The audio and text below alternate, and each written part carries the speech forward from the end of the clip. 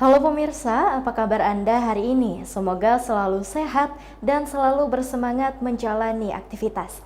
Hari ini program Berita News Point hadir menjumpai Anda bersama saya Sekar Hayu. Selama 30 menit ke depan, News Point akan menyajikan berita terbaru seputar Universitas Brawijaya dan Malang Raya. Jangan kemana-mana, keep on this channel, News Point.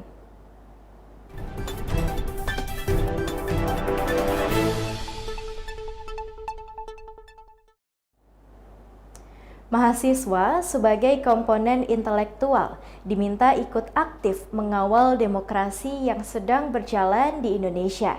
Menjelang pemilu, saat ini proses demokrasi di Indonesia diyakini oleh banyak pihak sedang tidak baik-baik saja. Untuk itu peran mahasiswa penting untuk ikut menjaga agar perjalanan demokrasi di Indonesia dapat terus berjalan sesuai dengan koridor yang ada.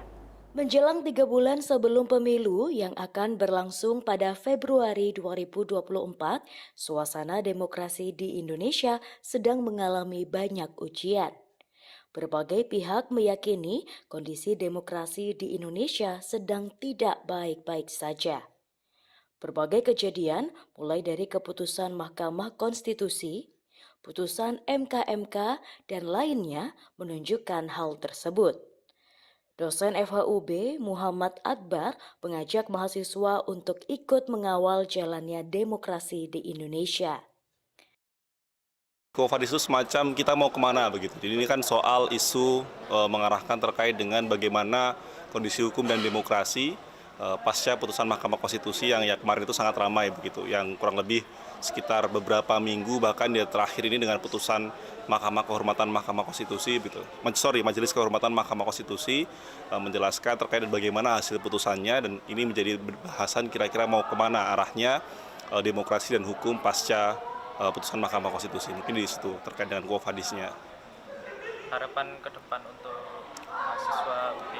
Oke, harapan ke depan pasti dalam hal tahun depan akan sangat banyak terkait dengan peristiwa-peristiwa maupun kejadian maupun kegiatan politik begitu.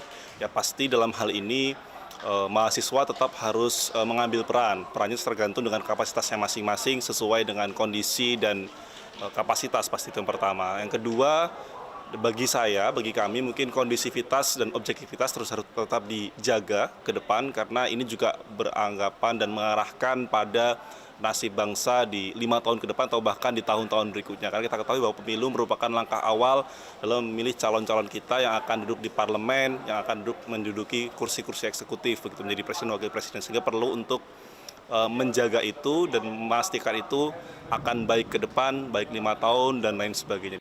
Peran mahasiswa saat ini penting agar perjalanan pesat demokrasi 5 tahunan di Indonesia berjalan dengan jujur dan adil, sehingga dapat meningkatkan kualitas demokrasi di Indonesia.